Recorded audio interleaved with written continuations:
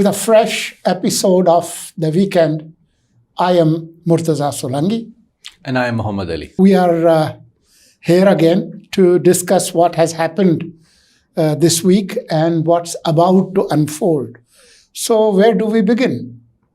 I think as we have set the tradition, we first try to analyze most important international event, and then we also look at what's going on back home in Pakistan. Interesting tidbit is that next Tuesday, the first debate between Kamala Harris and Trump will happen in Philadelphia. Absolutely. And I think they're both warming up. Yes. And I look forward to a very intense and interesting debate. Any thoughts on that? Well, so far, whatever I have seen in American media, Kamala Harris is on the rise. In some surveys, she has crossed Trump, and in some surveys, they are tied. But a lot depends on how they fare next Tuesday, 9 p.m. Eastern, when this debate happens. A very interesting comment from Russian President Mr. Putin. He seems to approve of Kamala Harris this time. Well, let's see. The times that are changing, we would see as the time passes by. But Americans are already apprehensive of Russian meddling in U.S. presidential elections. Another aspect which I quickly want to discuss with you is the role of social media and its politicization. A lot is being discussed regarding the role of X and how it is involving itself in partisan politics. What's your thought on that? Well, I just saw a couple of news items before I got in here. There was one in Atlantic showing it as a threat to democracy because Mr. Musk is not only owning X, but also the Starlink, the global satellite connection that provides internet as well. So it has been a potential threat. Many experts have said that. And also with countries that are facing a lot of crises like ours. I'm sure you saw the last press release of Corps Commanders Conference that also talked about protecting your cyberspace. So that's a clear and present danger to the world. Most experts have highlighted that. And in the era of artificial intelligence and voice cloning and fake news and propaganda, everything is possible. But I think some observers are of the view that Mr. Elon Musk could be a potential candidate to become a cabinet member if Trump returns to White House. I saw that news item too. But, that is like creating monopolies. That's against the very essence of democracies. I'm sure you know when, if you look at US laws, they have been discouraging monopolies that, newspapers and TV stations and radio stations going into few hands. That's concentration of power. You want deregulation of power to protect democracy. So I would see it as a threat, not an opportunity for democracy. Let's move to Asia, and perhaps an organization which is attracting a lot of attention and interest in Asia, and some concern in the West, is Shanghai Cooperation Organization.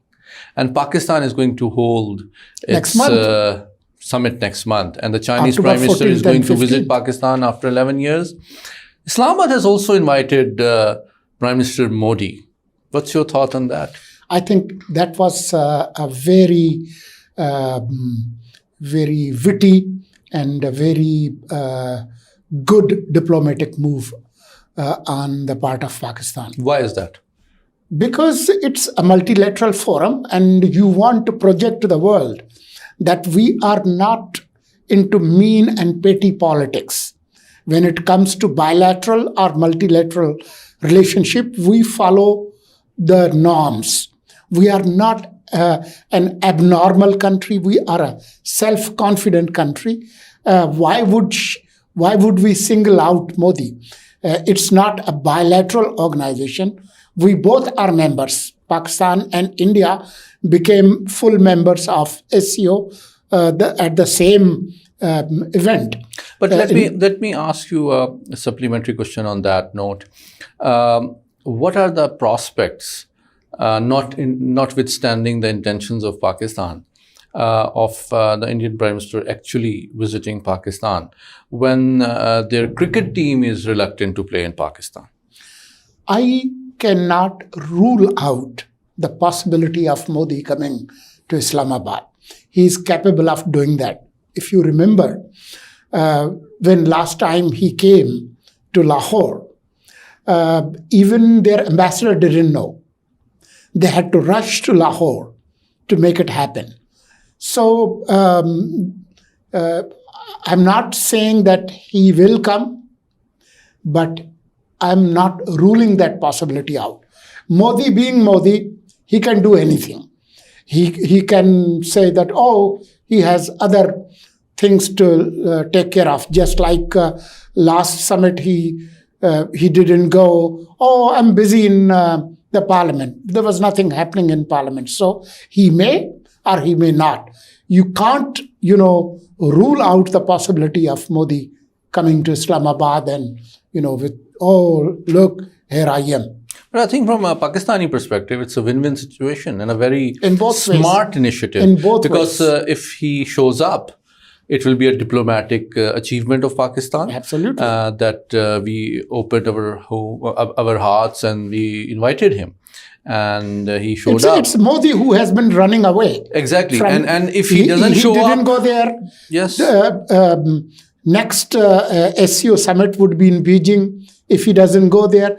So why did India join a multilateral forum that now it is shy of attending its high-level meetings? Yes. Just like SARC. Yes. And if he doesn't show up, that will again not be a politically costly thing for Pakistan, because we invited him in good faith and he didn't come. So the onus is on him. And we attended even Goa. Yes. We were willing to go to Delhi, but they turned into a virtual event in 2023, if you remember. Absolutely. Brief analysis of very interesting developments afoot in Bangladesh. Their former Prime Minister seems to be facing a dilemma that it seems that India sees her as a political liability rather than an asset now. What's your thought on that? I totally agree with you. There was an article in Strathia by a prominent journalist based in Dhaka who has laid out the entire details what has happened.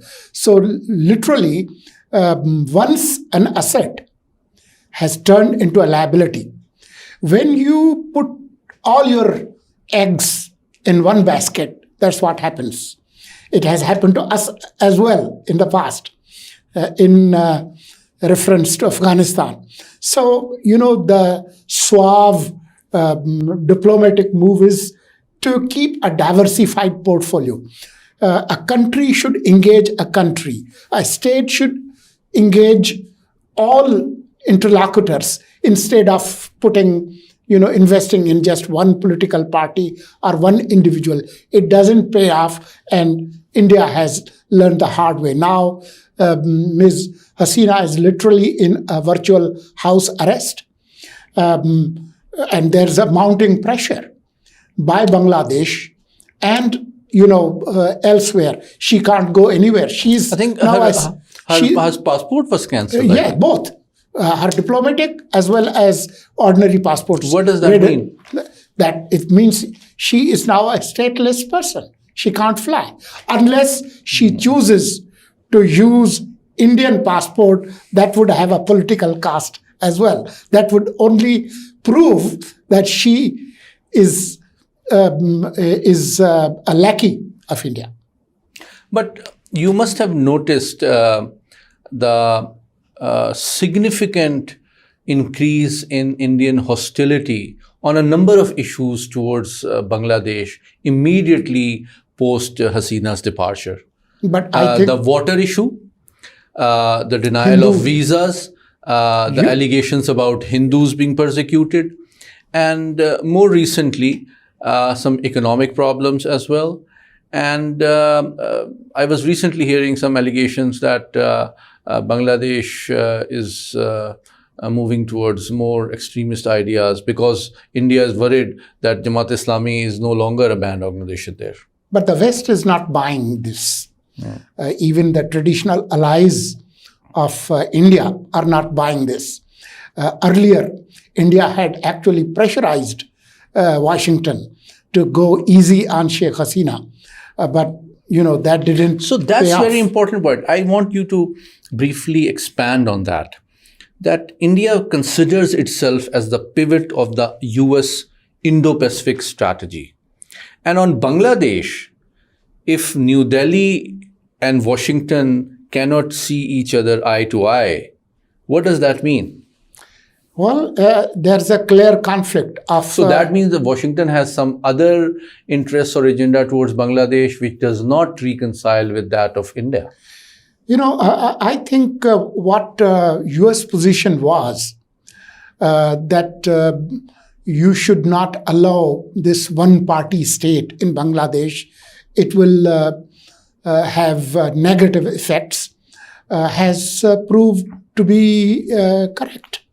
And I think the West, United States and Europe, they cannot renege on the values of democracy. If they do so, they will only hurt themselves. So I think they have proved to be correct. And probably India is trying to do some kind of course correction because Friday, the news is that Dr. Yunus will meet Modi. And the very fact that they have put Hasina incommunicado, and she's not now coming out and releasing statements, etc. That shows that there is a thought process in the South Bloc in Delhi trying to reassess because it has hurt India more than helped them by siding with Hasina. Now let's come back home. What's going on in Islamabad? Should we expect Islamabad to be invaded once more and besieged? Not at all. You are probably referring to Sunday PTI rally. PTI is a registered political party. They have representation in the federal National Assembly as well as Senate. They have a provincial government. They have representation in Punjab. So if they want to hold a rally without disturbing the peace and tranquility of the people of Islamabad, so be it. It would only prove that it's not a party that's dependent on Mr. Khan. Even without Khan, it's a political party. We should accept that reality. So what is the purpose of this rally? I mean, what are the demands that they sort of want to raise through this rally? It would be just a tough talk, or a show of force. A rhetoric. But, they are not going to prove something that's not proved already. It is a political party. It's a reality. They have a provincial government. They have a representation in the federal system. They are part of the system. They are not out of the system. Nobody has pushed them out of the system. However, if some of their members, including their founder, Mr. Khan, if they are involved in some criminal cases, the law should take its course. Nobody has done -1 on them except themselves. But do you think this political strategy of doing politics both in the parliament and on the street has worked for PTI? We will see. So far, their constant cancellation and postponement of rallies has hurt them. So they will probably try to gain some kind of news value. But how long will that news survive in the fast developing Pakistan's news cycle? 24 hours? That's about it. What they can prove is already proven. There's nothing new that they will prove. They'll prove that, so many thousand people gathered in their rally that has been heavily sponsored and organized and supported by a provincial government using their resources. How will that help them? Can you relate this sort of growing concern within PTI ranks with the recent press statement by the spokesperson of Pakistani Armed Forces? I have noticed in the last 4 press statements the clarity and confidence with which the allegations regarding the former DGISI, Lieutenant General Faiz Hamid, seem to be becoming more confident and more clear. This time, there was a very clear emphasis that anybody who uses his position or influence for personal gain or to promote a political agenda will not be forgiven. What does that mean? The press conference by DGISPR on Thursday also made it clear that the possibility of military trial of Mr. Khan cannot be ruled out. When he said that if somebody uses their influence with or collaborates with people who are under Army Act, then the law would take its course. That's a clear hint. But we have yet to see. What is clear is that former DGISI, General Faiz Hamid, his goose seems to be cooked. So how should a PTI member read this? Do you think, is there a relation between the 8th September rally and this statement? Well, let's wait for that trial to be completed. And let's see if Mr. Khan is declared co-accused in this case. In that case, ISPR had said that while the military trial of Faiz Hamid would be in camera, would not be open, but in case if Mr. Khan is also tried, they will try to make it as open as possible so people know that what he has done. So we have yet to, see how it goes through. But when you notice and track the reactions from PTI ranks after Pakistan Army formally announced that the Field General Court Martial of Lieutenant General Faiz Hamid has begun, I could notice 3 confusing and contradictory reactions. First, he was described as an asset by Mr. Khan. Second afterthought was that this is an internal matter of army. And now there's a complete absence that nobody seems to be interested in protecting or helping or praising or appreciating their former asset. Why is that? Are they trying to distance themselves from General Faiz in order to save themselves from being implicated? Not only they are trying to distance, but they're trying to protect themselves from the fallout. If more details come out showing the involvement of the former spy chief, not only with related to May 9, but also other acts which were aimed at destabilizing Pakistan and creating mutiny. So there are a lot of leaks coming out by vloggers these days, but we have to hold our breath and wait to see what actual details come out and what crimes is he convicted of. Last topic I want to discuss with you is a recent news which emerged yesterday regarding amendment in the Anti-Terrorist Act 1997. What does that mean? Well, if anybody has a doubt that there's an extraordinary situation in Balochistan, a state of insurgency that peaked on August 26, then, everybody knows what we are going through. Extraordinary conditions warrant extraordinary measures. Many politicians have been saying that there's a state of mass disappearance of people in Balochistan. People go through enforced disappearances.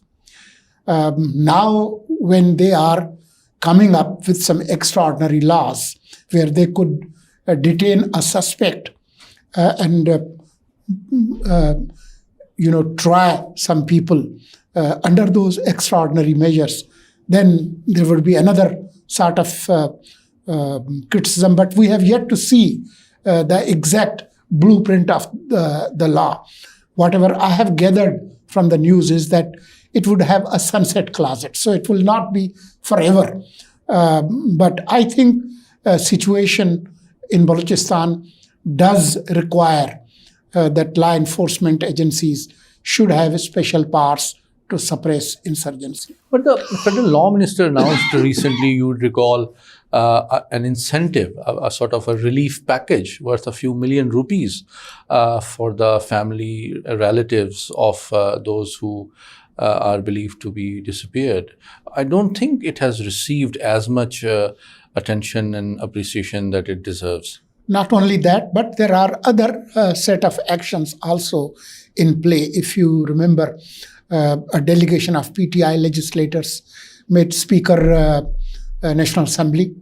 I was reading a news about former Chairman Senator Raza Rabbani also suggesting. So it's not just the coercive means, but the way the resignation of Ataollah's son, Akhtar Jan Mengal, was rejected.